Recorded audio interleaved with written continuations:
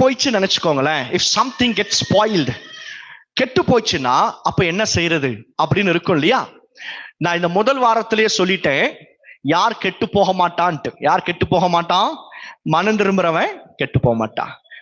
கர்த்தரை விசுவாசிக்கிறவன் கெட்டு போக மாட்டான். கர்த்தருடைய கையில் இருக்கிறவன் கெட்டு போக மாட்டான். இந்த 3 காரியங்கள் இருக்கிறவன் கெட்டு போகவே மாட்டான். இன்கேஸ் கெட்டு போயிடுச்சுன்னு நினைச்சுக்கோங்க, அவங்களுடைய வாழ்க்கையை ஆண்டவர் திருப்பி எப்படி எழுப்பி கட்டுவார் என்கிறத நம்ம இப்ப கவனிக்க போகிறோம்.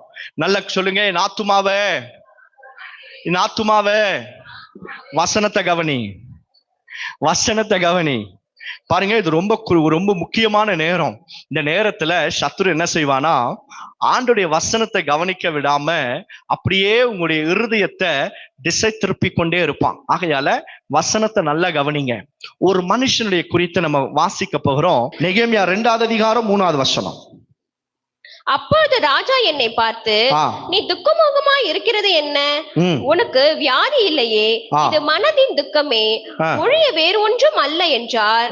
அப்பொழுது நான் மிகவும் பயந்து ராஜாவை நோக்கி, ராஜா என்றென்றைக்கும் வாழ்க, என் பிதாக்களின் கல்லறை இருக்கும் ஸ்தலமாகிய நகரம் பாழானது, அதன் வாசல்கள் அக்கினியால் சுட்டரிக்கப்பட்டதுமாய் கிடக்கும் போது நான் துக்க முகத்தோடு இராதிருப்பது எப்படி என்றார். ஒரு மனுஷன், நெகேமியா என்கிற ஒரு மனுஷன், அவருக்கு ஒரு செய்தி வருது. என்ன செய்தி வருது? எருசலேம்ல இருக்க அலங்கம் சுவரெல்லாம் தகர்க்கப்பட்டுச்சு, அந்த இடத்துல இருக்கிற பிதாக்களுடைய அந்த கல்லறையெல்லாம் நாசமாயிடுச்சு, பாழாய் போயிடுச்சு என்று சொன்ன உடனே அவருக்குள்ள என்ன வந்துருச்சா, துக்கம் வந்து நெகேமியா 1:4 வசனத்துல அவர் என்ன செய்தாரா, உபவாசம் பண்ணி ஜெபித்தார். என்ன செஞ்சார்? உபவாசம் பண்ணி ஜெபித்தார். உபவாசம் பண்ணி ஜெபித்த பிறகு ராஜாவுடைய கண்கள்ல தயவு கிடைக்குது. ராஜா அவருக்கு உதவி செய்யும்படியாக கெட்டு போன பாழா போன அந்த அலங்கத்தையும் அந்த கல்லறைகள் எல்லாம் மீண்டும் கட்டுகிறதற்கு ராஜா பெர்மிஷன் கொடுத்து பொருள் உதவியும் செய்கிறார். இவர் இப்ப எருசலேமுக்கு போகிறார். கவனிங்க, நான் ஷார்ட்டா சொல்றேன். எருசலேமுக்கு போகிறார். அங்க ஜனங்களை வாங்க நம்ம எழுந்து கட்டுவோம் என்று சொன்ன உடனே ஜனங்கள் எழும்பி வர்றாங்க. ஒரு பக்கம் சன்பலாத்து தொபியா என்கிற சத்துருக்கள் நெகேமியாக்கு விரோதமா எழும்பினாலும், என்னதான் கிரியை செய்தாலும் கர்த்தர் அதெல்லாம் உடைச்சு போட்டு அந்த நெகேமியாவின் மூலமாக பாழான காரியத்தை மீண்டுமாக கர்த்தர் கட்டி எழுப்பினார். இந்த வசனத்தை கேட்கிற கர்த்தருடைய பிள்ளைய, உங்க வாழ்க்கையில பிசாசானவன் எதை கெட்டு போகும்படியாய் பாழாக்கினானோ அது மீண்டுமாய் கட்டப்பட வேண்டும். மீண்டுமாய் கர்த்தரை ஆசீர்வதிக்க வேண்டுமானா ஸ்டார்ட் டூயிங் ஃபாஸ்டிங் பிரேயர். உபவாச ஜெபத்தை செய்ய ஆரம்பிங்க. நீங்கள் உபவாசித்து ஜெபிக்கும் போது சத்ரு நமக்கு விரோதமாய் வைத்திருக்கிற கிரியைகளையும் அவனுடைய திட்டங்களையும் கர்த்தருடைய ஆவியானவர் நிர்மூலமாக்குகிறார். நீங்கள் உபவாசித்து ஜெபிக்கும் போது நீங்கள் முழுமையாக சர்வ வல்லமுடைய தேவனை சார்ந்து வாழ ஆரம்பிக்கிறேன். நீங்க என்ன சொல்வீங்க? உபவாசித்து ஜெபிக்கிறது அர்த்தம் என்ன?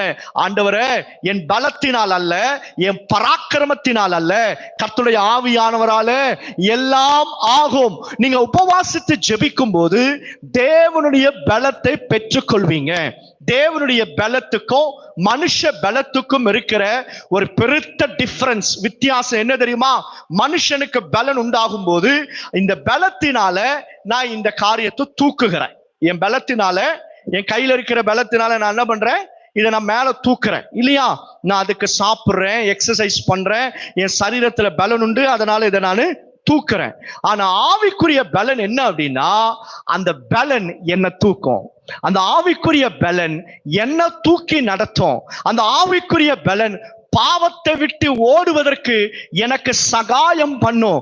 ஆவிக்குரிய பலன் உன்னை நடத்தும். புரிஞ்சவங்க ஆமென் சொல்லுங்க. ஆமென். கர்த்தருடைய பிள்ளைகளே, உங்க வாழ்க்கையில பாழானவைகள் மீண்டுமாய் கட்ட வேண்டும், மீண்டுமாக ரீபில்ட், ரீகன்ஸ்ட்ரக்ஷன் நடக்க வேண்டுமானா ஸ்டார்ட் டூயிங் ஃபாஸ்டிங் பிரேயர். உபவாசித்து ஜெபிக்க ஆரம்பிங்க. அப்ப என் மாம்சத்தின் இச்சைகளை நான் நிறைவேற்ற மாட்டேன். உபவாசித்து ஜெபிக்கும் போது பரிசுத்த ஆவியானவர் என்னை பலப்படுத்துவா. எதெல்லாம் கெட்டு போனதோ, எதெல்லாம் பாழாய் போனதோ அதை கர்த்தர் மீண்டுமா எழுப்புவா. கையெடுத்து அல்லேலூயா சொல்லிடுங்க. அல்லேலூயா, அல்லேலூயா.